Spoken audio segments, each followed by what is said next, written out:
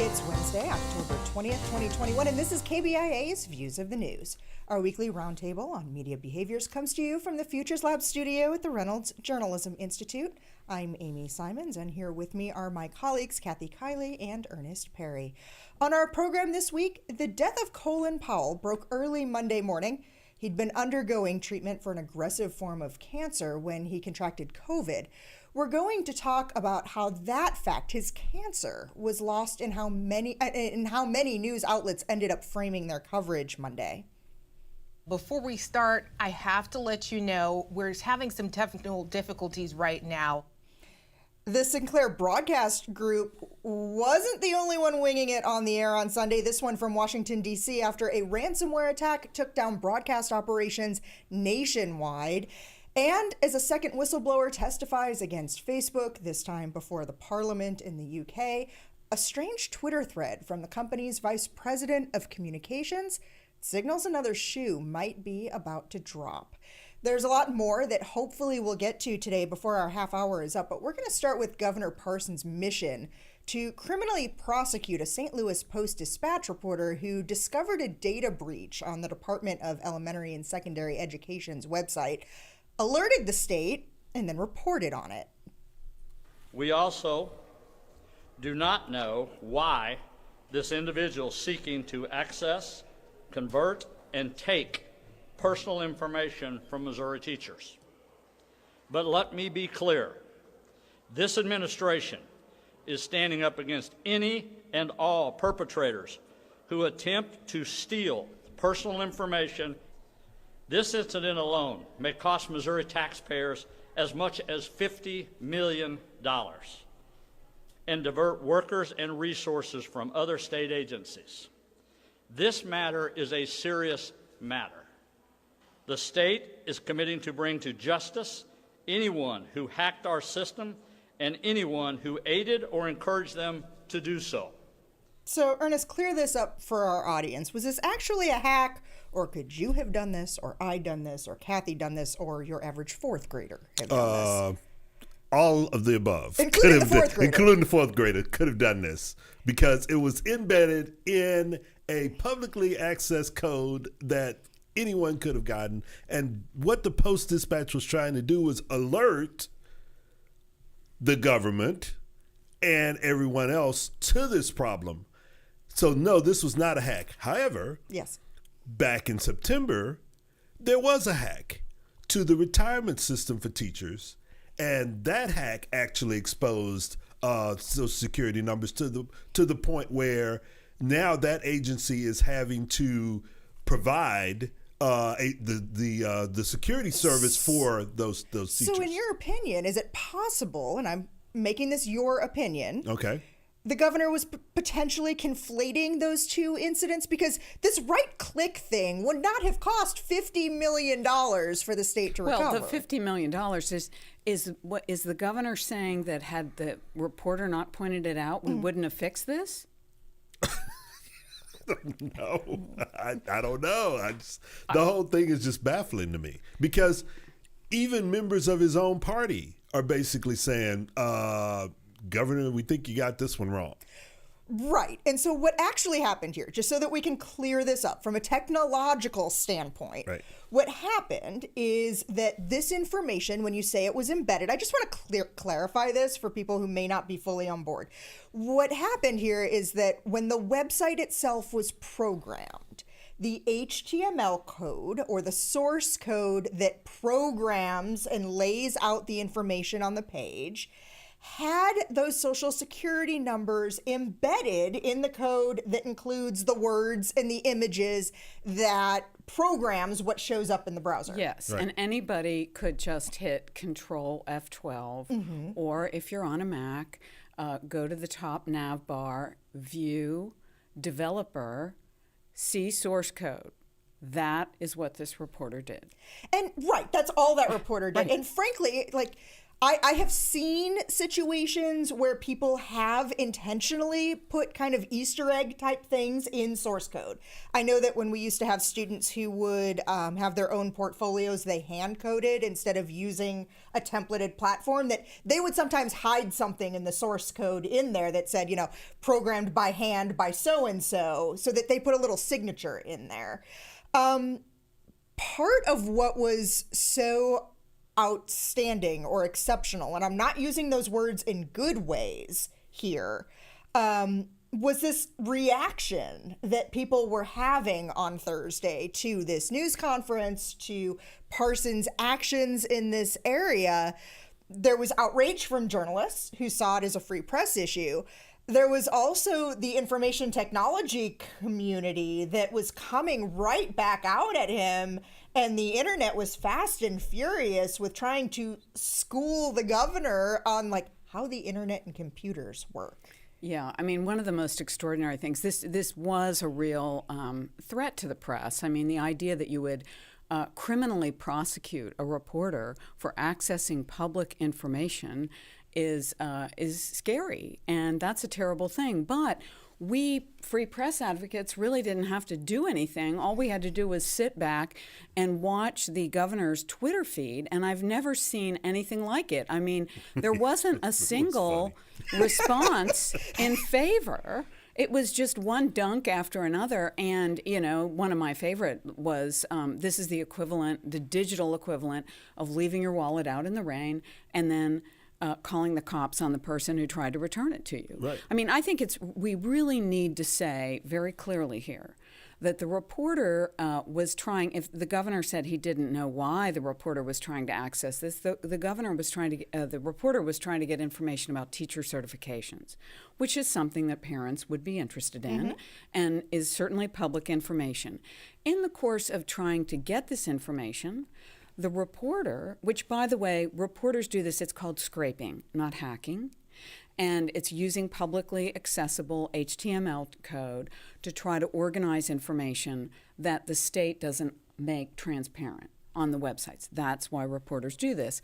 And so the reporter was trying to get information that was public. In the course of trying to get information that was public, the reporter found Social Security numbers. Information that wasn't supposed to be in public. Exactly. Instead of just running to the printing press and hitting, let's start the presses, the St. Louis Post-Dispatch very responsibly went to the state, gave the state time to fix things up before then reporting that this had happened, which, if I were a teacher, I'd want to know that it had happened, because some of my data might have been exposed to somebody who is less responsible, and I'd want to take measures with my credit report, et cetera.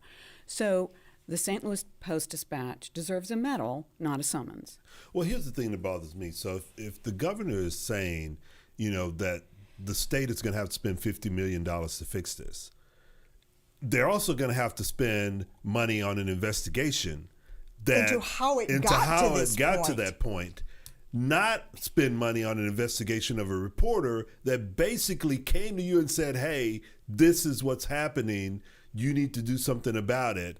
And the reporter made no promises that it wasn't going to be printed in the newspaper and put up digitally, that this actually happened. That's the part I don't understand. It's like, okay, spend the $50 million to fix it, which we all know is going to cost more than that because your entire computer system is antiquated and needs to be upgraded, both hardware as well as software. So that's a whole nother story right there.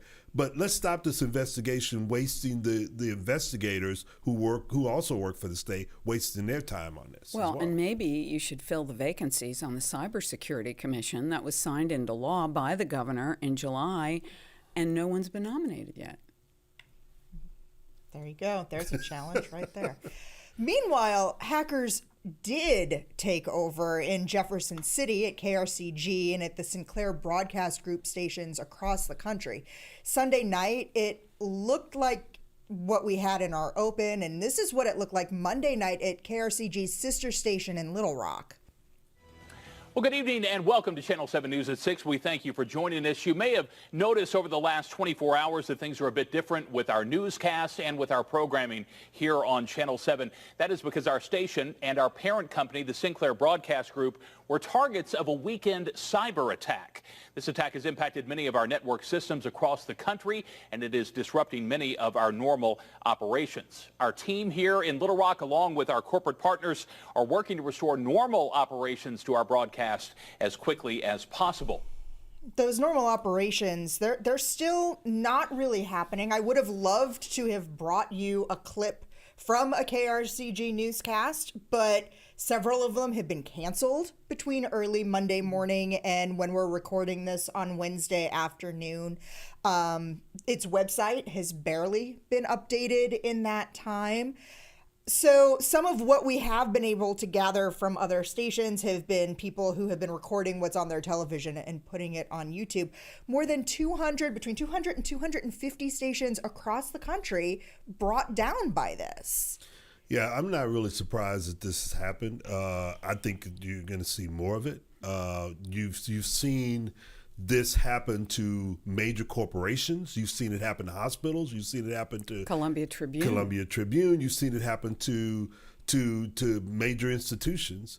The fact that someone went after an entire broadcast group, that doesn't surprise me, especially now that many of them have been consolidated and they're all running off the same content management systems. You're able to do something like this. I mean, in the past, they may have been owned by a particular group, but they all operated independently, which would have made this difficult to do. That's not the case anymore. Well, in the case of what happened with Sinclair, we were looking at situations where there was no access to a teleprompter, which we saw what happened on this program a couple of weeks ago when I had no access to a teleprompter. But they were writing scripts on Microsoft Word, not necessarily able to print them, communicating between different employees in the newsroom using text, telling people to stay home. They couldn't even forecast the weather. They lost all access to that. They're doing weathercasts on white marker boards. I thought that was the most extraordinary thing. People should really look on the Links blog because there's the weatherman with a whiteboard and a magic marker, and I thought, boy, it's lucky that he's good at penmanship and drawing because that's not a skill set exactly that you would have expected. Well, and I suppose there's something to be said for that, right? That's old school. That when the technology all came to a screeching halt, what we did see was at least some ingenuity in these newsrooms as people tried to think of creative ways to still continue to serve their local audiences. No, absolutely. I mean, you have people do this every day. I mean, teachers do it every day where, some piece of technology doesn't work and they're back but not every piece of technology. Well, not every piece of technology, but you're back to using the chalkboard, so that I think was important, but I also think that it goes back to making sure that your systems are secure. I mean, this goes back to the previous story when we were talking about the governor and the system with the state, making sure that it's secure. But even then, you're still going to have the issues with hackers. And my guess is here. I mean, we haven't seen any stories, but my guess is that they're holding that hostage. Right. Until it was a ransomware attack. That it is in fact being held hostage. But we don't know for how much. No, And we don't know if this is also, we haven't heard whether or not this is politically driven because we know that the owner of Sinclair is very politically active. So there could be something along those lines. Well, we're going to keep watching, or at least trying to. And kudos to the people who work at the stations for kludging away around it, because I think, one of the things that this highlights is how much we depend on technology. Right. And it's almost like, the Boy Scouts, you better know how to start a fire with 2 twigs. And I think it underscores for us at journalism schools that you really need to understand how to get the news out when all else fails, right? Because people count on you. And as you said, Ernest, this happens in other places. When there's a hurricane, we've seen TV and radio stations keep broadcasting in the teeth of that. We've seen newspapers, when their newsrooms are flooded, find ways to keep putting things on the internet. So I think, this is one of the things that it's so important, and it really is a way to defy that kind of ransomware, to say, go ahead, we're going to keep putting the news out no matter what. Okay. Well, pardon me just a second, Monday morning, the push alert came pretty early. Former Secretary of State Colin Powell had passed away, dying following complications of COVID-19. Powell had been out of the public for many months. I think the last time we had really seen him in public was during this recorded message delivered during the 2020 Democratic National Convention, during which he announced he didn't identify as a Republican anymore and was urging people to support Joe Biden. Powell was undergoing treatment for an aggressive form of blood cancer called multiple myeloma. It's a condition that made him especially vulnerable to infection. That fact didn't stop many from immediately weaponizing his death, complicated by symptoms of COVID-19, even after he had been vaccinated. Take a listen to this from Will Cain on Fox News. We're seeing data from across the world. We're seeing data from Europe, from the United Kingdom, that fully vaccinated people are being hospitalized and fully vaccinated people are dying from COVID. And here we have a very high-profile example that is going to require more truth from our government, from our health leaders as well, as we talk about this story on a day when state after state and institution after institution are pushing mandates for vaccination. In this time of divided, the country's very divided. One thing people are pretty clear, you're going to get both sides of the aisle weighing in just as strongly with Colin Powell, because I think it was pretty hard not to have great respect to the person he was and what he's achieved. So I want to talk about both of the stories that kind of came out of that 33-second soundbite. Let's start with the data that Will Cain was calling for. The data that I see here, and I could be wrong, but the data I see is an 84-year-old man who was in treatment for a vicious form of cancer. He was fully vaccinated, but medical experts will say that there's strong evidence that the vaccine can be made ineffective for those in treatment for multiple myeloma. Yeah, the point here is that if you're in treatment for cancer, you are getting, your immune system is being suppressed deliberately. That's what chemotherapy does. And you know, there are a lot of people in this state. To me, it's an argument for vaccination, because a couple of weeks ago, I was on the East Coast and I took advantage of the opportunity. I had a business meeting and I went to see a very dear friend of mine who lives in New York City. I am fully vaccinated. Before I went to see her, though, I took a PCR test. Why? Because she is a double organ transplant recipient. She has had to take immunosuppressants most of her adult life. That means that even though she's fully vaccinated, she is still more vulnerable than other people. So what I really believe is that the science tells us that the vaccine protects us against serious illness, most of us, who aren't on immunosuppressant therapy, but people who are, or people who are elderly, are more vulnerable. So why be a carrier? You know, that's why we're not only getting vaccinated, we're wearing masks, because we don't want to be a carrier and infect somebody who is in that situation. And his immune system was diminishing the effectiveness of that vaccine. Right. That was very clearly lost in a lot of the coverage. You can see a lot of it on our links blog that I posted examples there of stories that really did make this about Colin Powell, famous man, American leader, dies of COVID after being vaccinated. There are so many complicating factors there that the journalists who wrote those stories ignored. Again, and we've talked about it on the show a lot, especially since COVID arrived on the scene, that this story is complicated. And oftentimes in journalism, we will dumb down what it is that we're talking about and hope that the public picks up on the nuances. Well, yeah, it's not going to happen. It's not going to happen. And again, what those stories should have said is exactly what Kathy's talking about. And there's a way to write those stories. There's a way to report those stories so that it comes out. How many times have we heard Dr. Fauci and others say, look, when you're around people who are immunocompromised and who are also dealing with other very harsh and complicated medical conditions, you need to, number one, make sure you mask up. Whether you're vaccinated or not, you need to make sure you mask up, because they're dealing with other issues that could be exacerbated by catching COVID. you could write that in, and that's what happened to Colin Powell. And you can write that in the story, but because they hear the word COVID and then they take off running saying, well, he died of COVID. It wasn't just COVID. He could have died from a cold in the condition that he could have was died from in. he could have died from the flu. He could have died from a whole bunch of other things because of the condition that he was in. So let's go back to the other part of this, the achievements of Colin Powell, because he is and was a very accomplished man. And we can talk about how the coverage of his death was framed, but really this was a very respected military leader who the coverage somehow got overshadowed a little bit.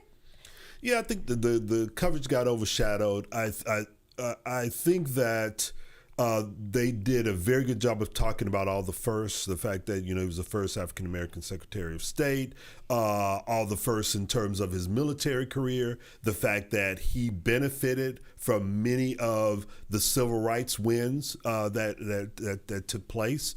They also brought up the fact that he was the one who stood before the UN and basically made the case for the invasion of Iraq under false pretenses, false information that he, of all the those who were involved in the Bush administration, he's the only one that I know of the ones who are at the top who has basically came out and said, look, I was wrong. We were wrong in doing that because the information was false. Dick Cheney never stood up for that. Neither did Rumsfeld stand up for that. The former president didn't stand up for that. So they talked about that in highlighting his life and the fact that he came out and ultimately said, no, we were wrong in doing that based on the information, the false information that we were given. Is that going to be his legacy, that he was the one who came out and said it was wrong? I think the first will be the legacy. And then the other thing, to me, a couple of weeks ago, we talked about the anniversary of 9/11. Mm-hmm. There was a lot of talk at the time. People were trying to sort of make a straight line from 9/11 to where we are now, to January 6th. And I was skeptical of that. But Colin Powell's death has really made me see a connection that I didn't see before. And that is, Colin Powell was a victim of 9/11. And he was kind of the last guy in the center.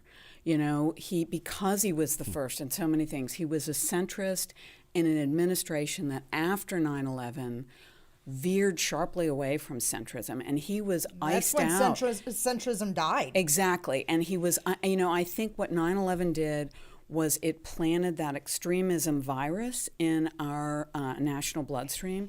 And people like Colin Powell, who are, centrist people who are trying to find a way to compromise and find a way to be in the middle, were shoved aside. That happened in the Bush administration after 9/11. It happened in the Republican Party as well. And I think, what you would hope the legacy is that we would meditate a little bit on that and say, we need more people like him in public service, not fewer.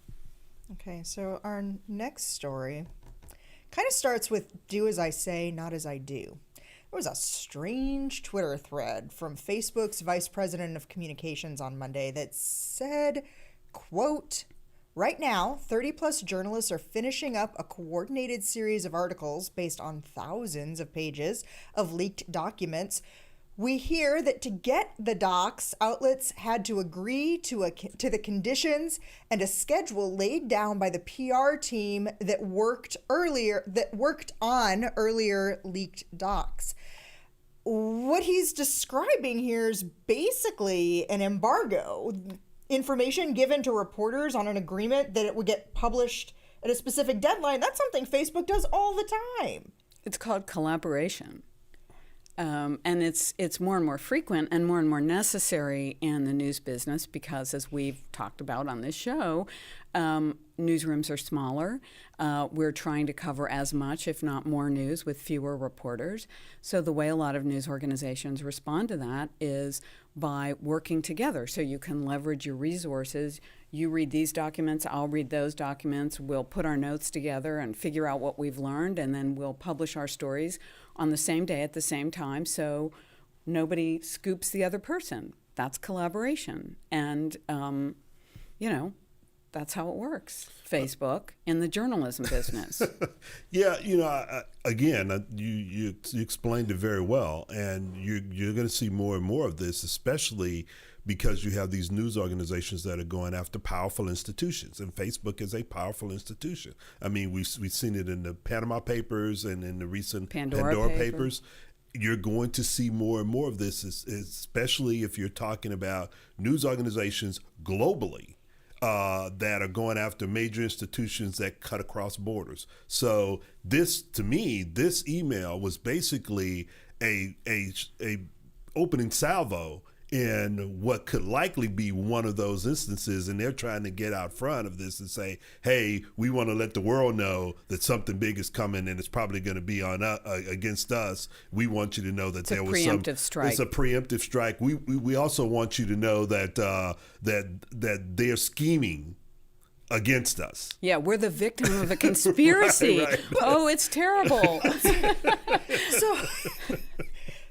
So much to say there, right? Poor Facebook. One of the things I was hoping you could talk about for a second, Kathy, because I know this is something that we've had some side conversations completely out of the context of this program, just between the three of us, about what it means to interview documents, what it means to interview data. Talk for a second about what this team of 30 journalists is likely looking for there. Well, it sounds like they've gotten a big leak of Facebook data and probably some inside documents. And, one of our Missouri School of Journalism graduates and Missouri honor medalists, Marina Walker, is an expert at this. You pull together a team of reporters, and I think Ernest's point was really a good one, that when you're dealing with a transnational organization, it's usually going to be a transnational team of reporters. Each one is going to look at documents from his or her own sphere of interest or expertise, whether that be... And geography. Exactly, whether that be their country or something that they're particularly expert in. And they're going to be looking at those documents to say, what is the provenance of the documents? Are these legit? Do what the documents are saying make sense? We're going to cross-check what we're seeing in the documents against other sources. So it is a painstaking long-term process that requires, yes, a lot of coordination among people with different expertise. That's responsible journalism. If this data had been leaked, I know we've talked in the past about using leaked government data, about whistleblower laws. Are there differences in leaked data or documents if it comes from the public sector versus the private sector? Well, legal experts will be the ones that will contend with that, because you will have lawyers that would jump in and say, this was public, this was private. Someone came after our data. We're going to sue them, or we're going to sue the company or the media operation that actually came out with this. So yeah, there are some differences there. But again, now you go into the court of the legal court, but now you're also in the court of public opinion, and that court itself is going to pass judgment on whether or not there's validity and accuracy within the story. And it's not just interviewing the documents; it's really examining what in these documents is of public interest and what really needs to be kept private, like checking account numbers and Social Security numbers. And this is the difference between responsible journalism and WikiLeaks. Yep. And what we talk about with disinformation or malinformation. Right. Exactly. Somebody intentionally publishing something as a bad actor. Well, that music means we're out of time for this week. Thanks for spending the last half hour with us. You can read more about the topics we talked about on our links blog at kbia.org. We're also available wherever you get your favorite podcast downloads. I'd like to thank Travis McMillan for directing today's program, Aaron Hay for handling the audio, and Tim Pilcher for composing our original theme music. I'm Amy Simons. Be sure to join us again in 2 weeks when we're back with you for another edition of Views of the News.